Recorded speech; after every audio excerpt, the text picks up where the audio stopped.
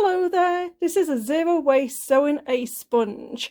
It has tulle on the back and it has fabric on the front. Let me show you how to make it. As I have said, this project is going to be a zero waste, and the reason why it's zero waste is because any of the scraps that we currently have in our sewing room, we are going to be able to use it in this sewing project, sewing a sponge. So when you cut out any of your pieces, make sure to keep them to one side, because this is a zero waste sewing project and we are going to be putting this inside of our sponge.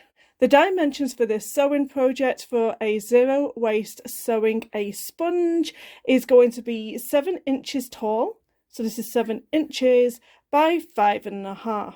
So what you are going to need is 2 sides. So you're going to need the front side and the back side, and then also I am going to attach some tulle.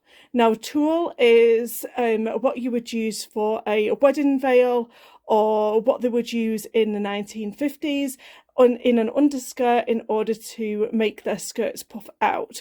So this one is really cool. You can get different grades of tulle out there in the sewing store, and I went with the most rough one. Now it is rough, but it's not going to be too harsh on your dishes when you use your sewing sponge.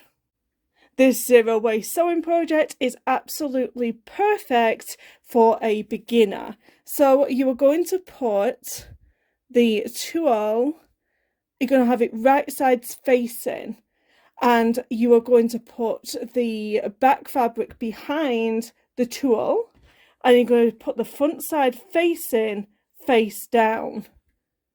So that is how it's going to look. So I'm going to go through that again. So you're going to have 3 sections. You're going to have the back part. Now I know there's not like a right side or wrong side to this fabric, but if it did have a pattern to it, it would be facing forward. So that is the back side of our DIY sponge. Then we've got the tulle layer that goes on top of that, and then the front facing part on the top of that. Now I have made my tulle a little bit over the edges of the rest of my zero waste sponge here. So I'm going to grab some wonder clips and I'm going to clip around my sponge. Oh, and by the way, I have over 300 sewing videos on my channel, so don't forget to subscribe. There is a load of fantastic sewing tutorials on my channel. So basically what we're going to do is we are going to sew all the way around our sponge, and we're going to keep an opening. I don't care where you leave your opening. You can leave it up here, here, or here. I don't care. I'm going to choose to do it on one of my 7-inch sides, because I want to leave at least a 2-inch space to pull everything right side through. I am not paid nor sponsored to create this video. I do use a Baby Soprano sewing machine. In the top of our thread here, we're going to have some regular polyester thread. I've placed a 9014 needle in my sewing machine and also have some white polyester thread in the bobbin area. And these are the settings for a regular straight stitch. This machine is fantastic because it tells me which foot I should have on for this particular stitch, a J foot.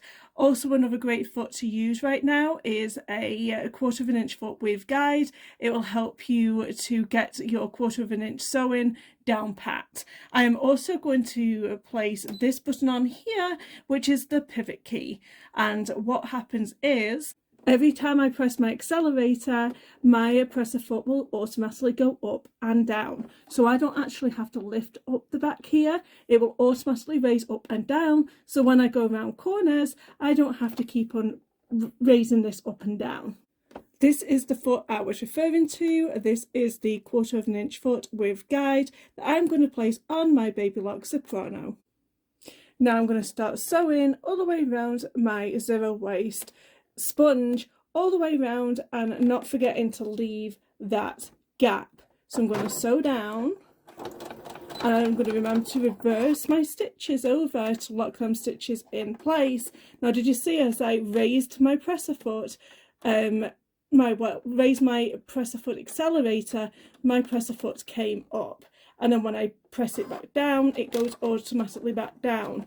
And it's great for sewing around corners. So it goes automatically up. I can twizzle it all the way around and continue with my sewing.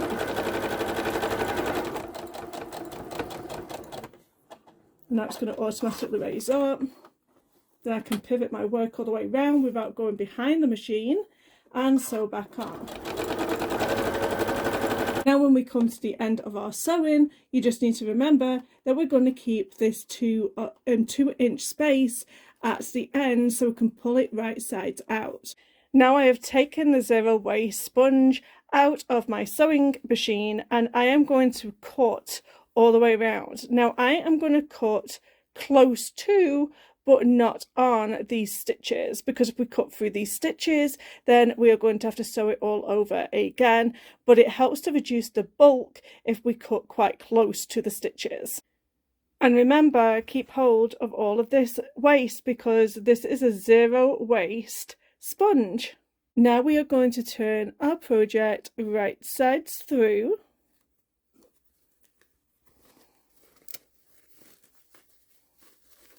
Take some sort of a point turner and make sure that you've got them corners nice and sharp. Now this is what your project is going to look like so far. We have the front side, which is the fabric side, and also we have the part that has the voile on. Give this a nice press and make sure that you're not doing it on the side that the voile is on. Now this is what makes this project a great zero waste sewing project. You are going to get your scraps and you are going to start cutting them into small pieces because we are going to be using them in stuffing our zero waste sewing sponge. So you can either get all of your scraps and cut them up. If you have any fabric that you don't like and you want to get rid of, you can also add this into the scraps in order to insert them into your zero waste sponge. With that opening that we left, that 2 inches, we're going to start putting our scrap fabric inside of our zero waste sponge. So you're just going to start filling it. You don't want to overfill it because we still need to stitch this into place. So I'm going to start filling it and you can see how much I fill mine to, and you can decide how full you want yours to be. This is the kind of thickness that we are aiming for our zero waste sponge. We don't want it to be too thick or padded because we still have to run it through the sewing machine. And I'm going to take about 1/4 inch all the way round. That will then close up this 2-inch gap here where my wonder grips are and go all the way around the sponge. This is what the final sponge looks like. Don't forget to like and comment down below because it helps my channel when you do that. If you've enjoyed this video yourself, don't forget to subscribe to my channel. I have over 300 videos. Thank you for watching and I will see you in the next video.